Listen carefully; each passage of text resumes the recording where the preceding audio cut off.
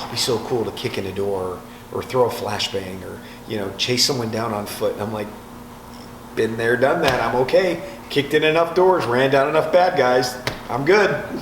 Moving right along. Next. Yeah, the romanticism's definitely gone. I just brought her to the shop today. Is that right? Yep.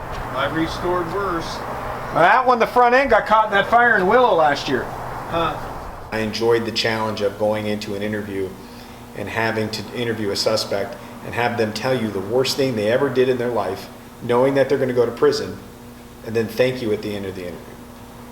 That was a challenge, and I enjoyed the hell out of that. That was the best part, was the interviewing of my job. And then the chasing, you know, the hunting of people if they're wanted, that's a lot of fun.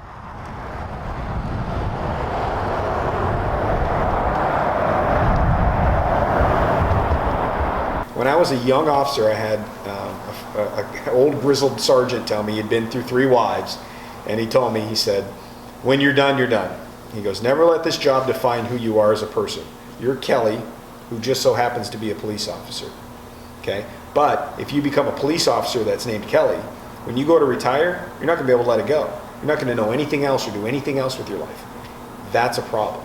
And he goes, don't stay a day longer than you feel. If you're done, you're done, because you'll give parts of your soul away that you will never get back.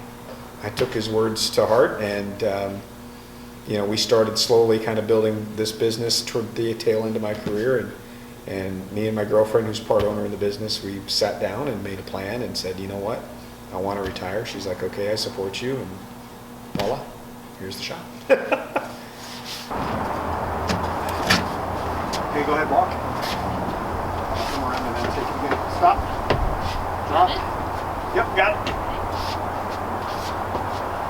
I mean, every day's a learning day here. I'm always, in my brain, I have like a bucket list of places I'd love to go pick if I had no monetary restrictions or anything like that, you know. And people come in every day and tell me stories. Hey, I heard this might be here or this might be there.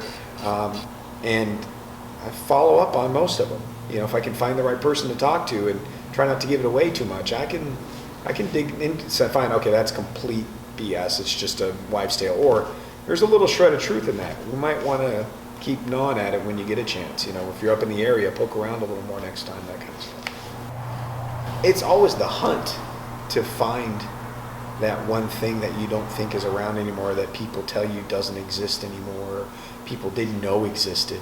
And it's not like you're going to go out and find a Rembrandt or a Ming vase or anything like that.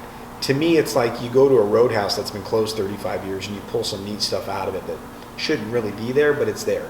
And you bring it back and you bring it here and you clean it up. You spend an hour or two with the piece, and it tells you a story. I mean, it tells you the story.